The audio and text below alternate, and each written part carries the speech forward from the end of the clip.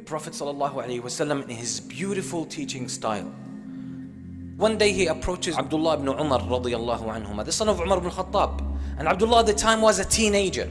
The Prophet ﷺ approaches him and he says, وضع رسول الله صلى الله عليه وسلم يديه على منكبي. The Prophet ﷺ approached me and he put both his hands on my shoulders. I want you to visualize this. The Prophet ﷺ approaches this teenager in this friendly, beautiful manner. And this raises his curiosity and interest. And it creates a relationship. It creates an atmosphere where I have this connection, this bond with this teacher, with my teacher. وضع رسول الله صلى الله عليه وسلم يديه على منكبي وقال كن في الدنيا كأنك غريب أو عابر سبيل. Like words of wisdom, wallahi, words of wisdom that hit straight, they go straight into your heart. The Prophet ﷺ says to this teenager, be in this world, be in this life like a stranger, or like a wayfarer, like a traveler. That's it. That's it. Very simple words. And this teenager takes these words and he transforms them into a lifestyle that he lives by for the rest of his life. Just a very simple statement. كن في الدنيا كأنك غريب أو عابر سبيل. Be in this life like a stranger or like a wayfarer. Because that's what you truly are in this world and in this life. So Abdullah ibn Umar himself, later on in his life, he comments, he mentions this story, then he comments on it. قال عبد الله بن عمر إذا أصبحت فلا تنتظر المساء وإذا أمسيت فلا تنتظر الصباح وخذ من صحتك لمرضك ومن حياتك لموتك. So he transforms this into a way of life and then he puts it in his own words. Later on, Abdullah ibn Umar speaks about this incident, then he adds a commentary. He adds some kind of personal explanation. And he says, when you wake up in the morning, don't expect to finish that day. Don't expect to reach the end of that day alive. That means be ready for death.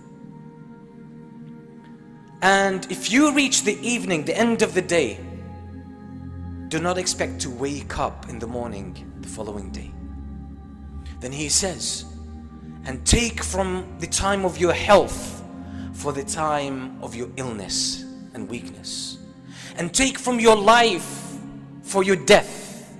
He means basically, seize the high times in your life when you are healthy, you're strong, you have your senses, and you have all your resources at your disposal. Utilize this, because when you are ill and sick and incapable, you can't do much. So seize these beautiful opportunities when you have the energy, you have the youth, you have the focus, you have the power, you have the time. And take from your life for your death. That means use this life, seize this opportunity that we call life to do enough things, to build enough credit with Allah, so after your death you have paved your way. You have your way paved to paradise. So he's summarizing what the meaning of this life has become to him after hearing this advice from the Prophet ﷺ. And this advice is not only directed to Ibn Umar, it's a universal advice to everyone. And it's not something that tries to take us away from life, like some people like to interpret this hadith in a very negative manner, in a way that takes them away from life, away from reality. On the contrary, everything in the instructions of Islam and in the Quran and the instructions of the Prophet ﷺ, you will find that it directs you to live life fully. Live life fully. Get the full experience of life. And the full experience of life as it really is can only be ethical and according to principles. Those who take life in the wrong direction are abusing it, they're not using it. So the Prophet ﷺ gives him two options, and this shows as well the space that Islam gives us. The Prophet ﷺ gives him two options. Be in this life like a gharib, a stranger, or a wayfarer, like a traveler. And there's a difference between two, although there are similarities. But the Prophet ﷺ acknowledges that one way or one example might not suit you, so another example would suit you, because there are personal differences. And it's unfortunate that sometimes we have devout Muslims, people who really want to do good, but they want to get everyone to follow their example and their specific understanding, when there is more space in Islam, in the Quran and in the Sunnah of the Prophet ﷺ. So someone knows one thing and they want everyone to follow that, just because he or she is unaware that there is also something else. There are other pathways within the framework of Islam, and this is why you find some differences among the companions of the Prophet ﷺ. So be in this life like a stranger. Who is a stranger? A stranger is someone who lives in a country that's not his home. He stays and he resides in this country, but he knows at some stage he's gonna go back home. That's a gharib, a stranger. So when he lives in that country, he recognizes, that's not my home. That's not my home. That's not where I belong. I'm gonna go back to my country. I'm gonna go back home because that's where I belong. But I came here to do some kind of business. I came here to study. I came here for medication. I came here for any purpose and any reason. But I know my family is back home. My house is back home. My people are back home. My memories are back home. My future is back home. Everything is back home. So we are in this life are strangers. Because essentially we humans, the reality of the human being is their heart, is their soul. And this is why the soul feels as a stranger here. It knows it belongs to the world of the unseen. We humans at some level in our fitrah, in our hearts, we know that we are created for the mercy of Allah in Jannah. So we want to go there, and this is why one of the scholars of the Muslims, Imam Ibn al-Qayyim rahimahullah, he says in some poetry lines that are very powerful, where he talks about the Islamic Aqidah and the Islamic creed and belief. He says, فَحَيَّ عَلَى جَنَّاتِ عَدْنٍ فَإِنَّهَا مَنَازِلُكَ الْأُولَى وَفِيهَا الْمُخَيَّمُ ولكننا سبي العدو فهل ترى نعود إلى أوطاننا ونسلم. He's saying, come on, let's move on. Let's go back home. Let's get ourselves ready to go make the journey back home, to where we belong, to where we originally came from. Because this is our first home. منازلك الأولى. This is our first home. This is where we belong. وَفِيهَا الْمُخَيَّمُ. And there should be your eternal abode. That is the plan. For you to go back there and live the rest of your time there, which is eternal. But he says we are captives now to our enemy, because shaitan managed to get us out of paradise. We are captive to shaitan. So we're going through the test of this life. So he's then wondering, are we gonna make it back home, or are we gonna stay stuck? So that's why we are strangers. In this life, truly as a Muslim, we don't belong. But that doesn't mean I don't engage with life. I engage with life fully. And I build something in this life, and I have a contribution, and I worship my Lord, and I connect to people, and I'm good to others. And I have something to present, and something to contribute, and something to give, and something to offer. And I have a lot to learn, and I have a lot to do, to grow as well. This is how the life of a Muslim should go. But yet I still see my final destination. So I see everything in this life as an open field, as an open opportunity for me to engage with, to learn from, to grow with, to build my faith more, to build my knowledge more, to build my wisdom more, to help people more, to offer others more, to create more contribution, to make this world a better place.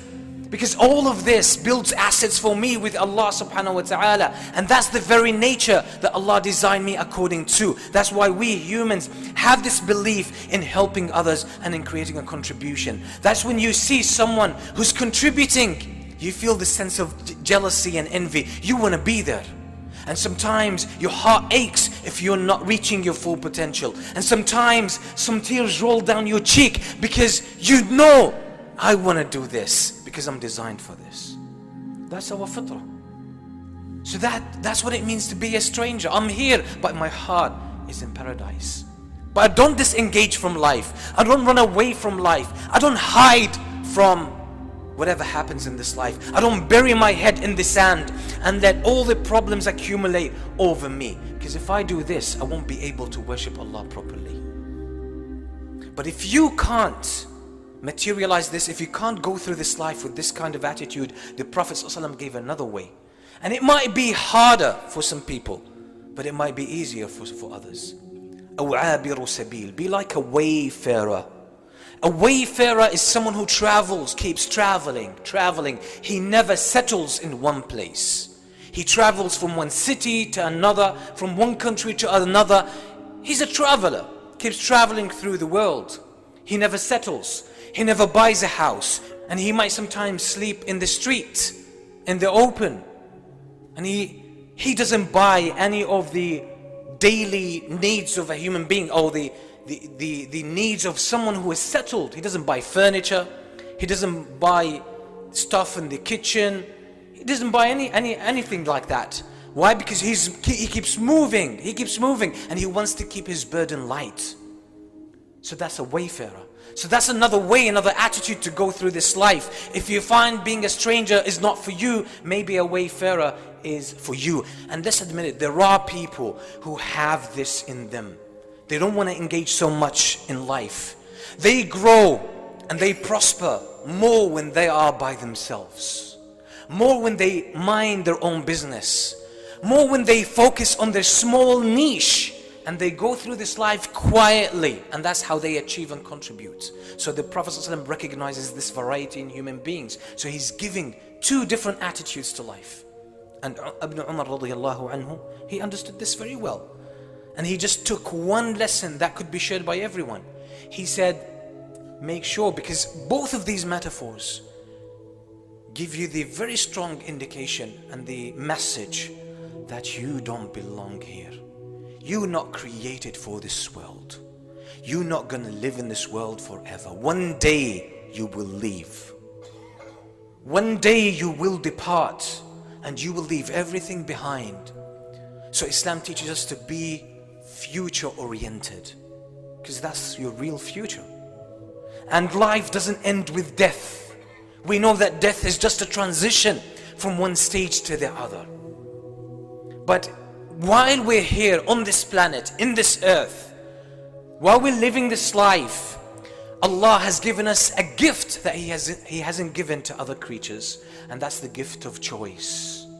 The gift of choice. We can choose how to be. We can choose how to live. We can choose how to deal with this life. We can choose either to do good or to do bad. We can choose to be ethical and principled and obedient to Allah.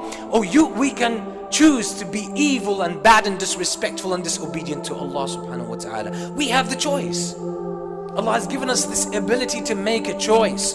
But once death comes upon you, there is no more choice.